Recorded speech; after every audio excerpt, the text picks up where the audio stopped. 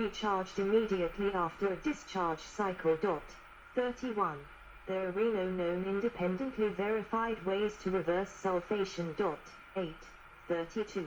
There are commercial products claiming to achieve desulfation through various techniques such as pulse charging, but there are no peer-reviewed publications verifying their claims. Sulfation prevention remains the best course of action, by periodically charging the lead-acid batteries. Stratification. A typical lead-acid battery contains a mixture with varying concentrations of water and acid. Sulfuric acid has a higher density than water, which causes the acid formed at the plates during charging to flow downward and collect at the bottom of the battery. Eventually the mixture will again reach uniform composition by diffusion, but this is a very slow process. Repeated cycles of partial charging and discharging will increase stratification of the electrolyte, reducing the capacity and performance of the battery because the lack of acid on top limits plate activation. The stratification also promotes corrosion on the upper half of the plates and sulfation at the bottom. 33. Periodic overcharging creates gaseous reaction products at the plate, causing convection currents which mix the electrolyte and resolve the stratification. Mechanical stirring of the electrolyte would have the same effect. Batteries in moving vehicles are also subject to sloshing and splashing in the cells, as the vehicle accelerates, brakes, and turns. Risk of explosion. Excessive charging causes electrolysis, emitting hydrogen and oxygen. This process is known as gassing. Wet cells have open vents to release any gas produced, and VRLA batteries rely on valves fitted to each cell. Catalytic caps are available for flooded cells to recombine hydrogen and oxygen. A VRLA cell normally recombines any hydrogen and oxygen produced inside the cell, but malfunction or overheating.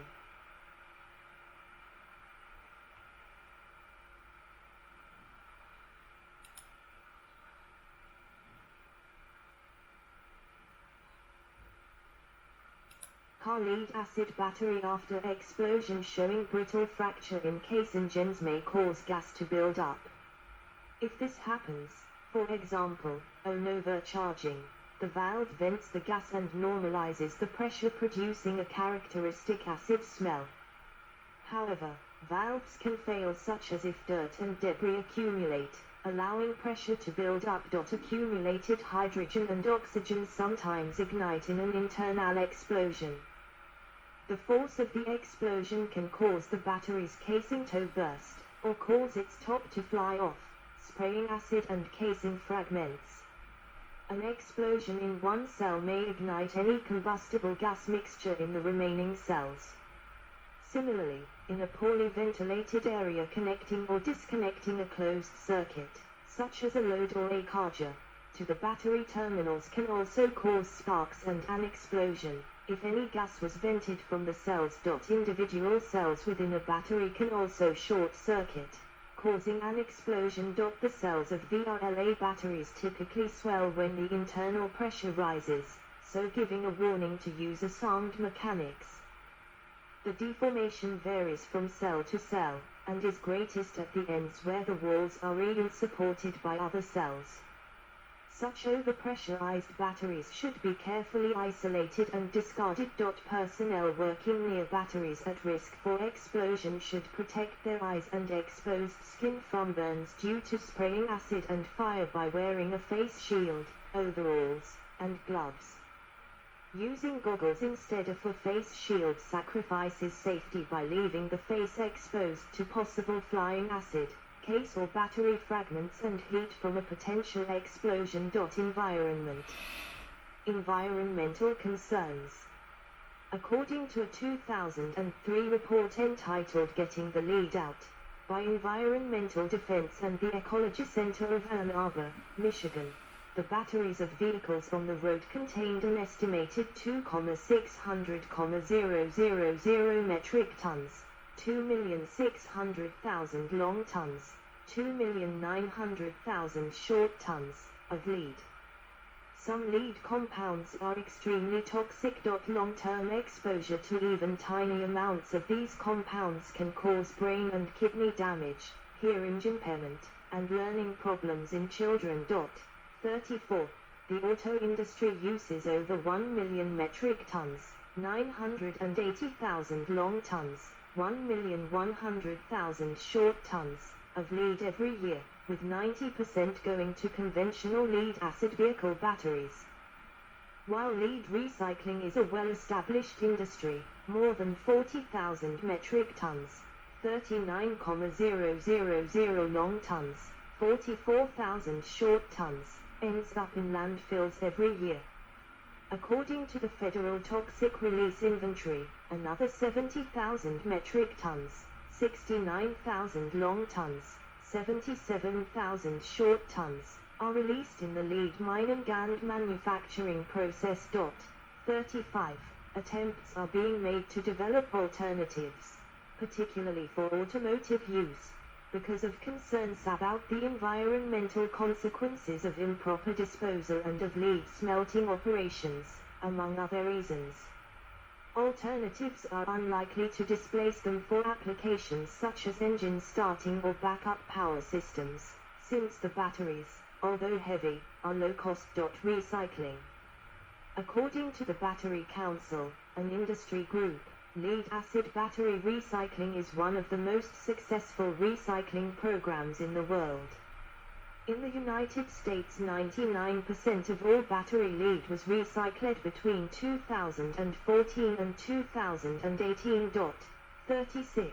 However, documents of the U.S. Environmental Protection Administration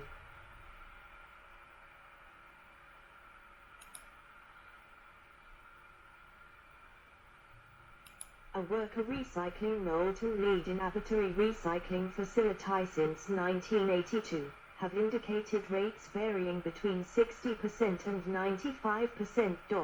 37. 38. Lead is highly toxic to humans, and recycling it can result in pollution and contamination of people, resulting in numerous and lasting health problems. 39. 40. One ranking identifies lead-acid battery recycling as the world's most deadly industrial process, in terms of disability-adjusted life years lost, resulting in 2 million to 4,800,000 estimated years of individual human life lost globally. 41. Lead-acid battery recycling sites, themselves, have become a source of lead pollution, and by 1992, the EPA had selected 29 such sites for its Superfund cleanup, with 22 on its national priority list. 38. An effective pollution control system is a necessity to prevent lead emission. Continuous improvement in battery recycling plants and furnace designs is required to keep pace with emission standards for lead smelters. Additives. Chemical additives have been used ever since the lead-acid battery became a commercial item, to reduce lead sulfate buildup on plates and improve battery condition when added to the electrolyte of a vented lead-acid battery. Such treatments are rarely, if ever, effective. 42. Two compounds used for such purposes are Epsom salts and EDTA. Epsom salts reduce the internal assistance in a weak or damaged battery and may allow a small amount of extended life. EDTA can be used to dissolve the sulfate deposits of heavily discharged plates. However, the dissolved material is then no longer available to participate in the normal charge-discharge cycle, so a battery temporarily revived with EDTA will have a reduced life expectancy. Residual EDTA in the lead-acid cell forms organic acids which will accelerate corrosion of the lead plates and internal connectors. The active materials change physical form during charge forward/discharge, resulting in growth and distortion of the electrodes, and shedding of electrodes into the electrolyte. Once the active material has fallen out of the plates, it cannot be restored into position by any chemical treatment. Similarly, internal physical problems such as cracked plates, corroded connectors, or damaged separators cannot be restored chemically. Corrosion problems. Corrosion of the external metal parts of the lead-acid battery results from a chemical reaction of the battery terminals, plugs, and connectors. Corrosion on the positive terminal is caused by electrolysis, due to a mismatch of metal alloys used in the manufacture of the battery terminal and cable connector. White corrosion is usually lead or zinc sulfate crystals. Aluminum connectors corrode to aluminum sulfate. Copper connectors produce blue and white corrosion crystals. Corrosion of a battery's terminals can be reduced by coating the terminals with petroleum jelly or a commercially available product made for the purpose. 43. If the battery is overfilled with water and electrolyte, thermal expansion can force some of the liquid out of battery vents onto the top of the battery.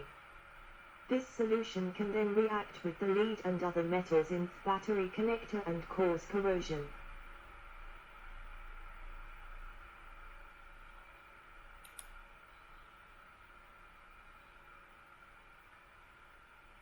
The electrolyte can seep from the plastic to lead seal where the battery terminals penetrate the plastic case. Acid fumes that vaporize through the vent caps, often caused by overcharging, and insufficient battery box ventilation can allow the sulfuric acid fumes to build up and react with the exposed metals. See also icon. Energy Porter automotive battery. Battery room. Comparison of commercial battery types. Dry cell. History of the battery. List of battery sizes. List of battery types. Silver calcium battery. Ultra battery. Picard's law. References. Good. That was 1 hour. Let's delete, because if my computer crashes, it will try to open everything from this list. So I like to charge my camcorder, then I will read about alkaline. Let's do that. It's 3 p.m. soon. It starts to getting dark. This video splits in a few minutes, so I will upload this and charging the camcorder. Then I'll read some more